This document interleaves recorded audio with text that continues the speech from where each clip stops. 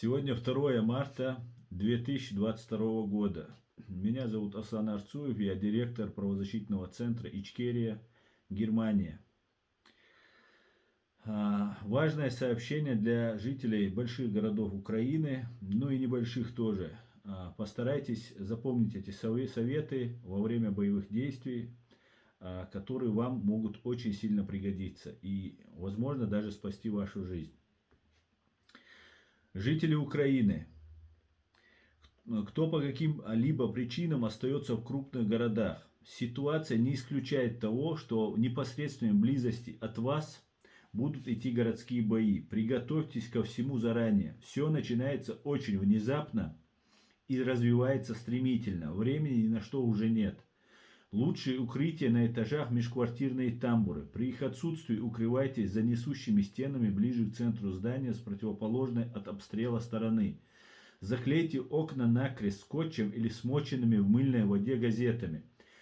Одно окно в проеме должно быть открыто для проветривания. Тем самым снизится вероятность того, что оконная рама от ударной волны влетит в квартиру кучей осколков.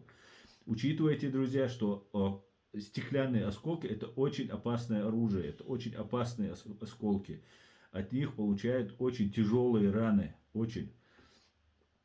Не укрывайтесь в ванных комнатах. При обстрелах летающий битый кафель очень опасен. В ванную лучше набрать воды. Вода — один из самых главных ресурсов. Запас воды 200 литров будет очень кстати. Оборудуйте укрытие в подвале. Выбирайте помещение подальше от духовых окон, около несущих стен. Спустите в подвал тару, наберите в нее запас воды. Имейте запас провианта из расчета на неделю. Распределите его в разных местах укрытия. Учитывая, что правительство раздает оружие, на улицах возрастает число вооруженных людей, способных вас убить, потому что вы похожи, им покажется, что вы похожи на диверсантов, провокаторов, дезертиров. Находитесь в укрытиях, не ходите строго по городу без крайней необходимости, от которой зависит ваша жизнь. Избегайте встреч с вооруженными гражданскими, ни с кем не ругайтесь. Армия, размещающая вооружение, фашистская оккупационная армия, размещающая вооружение во дворах жилых домов мирных жителей и на крышах их домов, не освободив их от мирного населения, им доверять ни в коем случае нельзя. Запомните это. Не храните документы и деньги в сумках и верхней одежде. Их легко утратить. Верхняя одежда должна быть из плотных, натуральных материалов, не военного образца. Не храните все документы и деньги у одного члена семьи. Каждый сам носит свои документы. Деньги тоже распределите между собой. Положите документы ребенка или старика в пеленку, в памперс. Примотайте к телу, но он должен быть с документами. Напишите на беле ребенка или старика свой телефон. Так будет легче искать родных.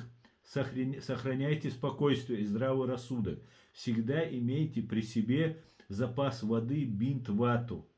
Лекарства, которые принимаете постоянно, всегда держите при себе. Ни в коем случае не употребляйте алкоголь. Вы нужны своим близким в здравом рассудке. И если вы будете трезвы, у вас больше шансов остаться в живых. Поддерживайте друг друга и не поддавайтесь ни в коем случае панике. Глубокое дыхание длинными вдохами поможет успокоиться. Не идите на поводу искрометных решений. Попав под обстрел, держите рот открытым, но прикрывайте его желательно мокрой тряпкой. Возможно, будет много пыли и дыма. Прошу максимально распространить данное обращение среди защищающих свою страну, проживающих в Украине, граждан Украины. Все будет Украина, слава Украине, все будет Ичкерия. Держитесь.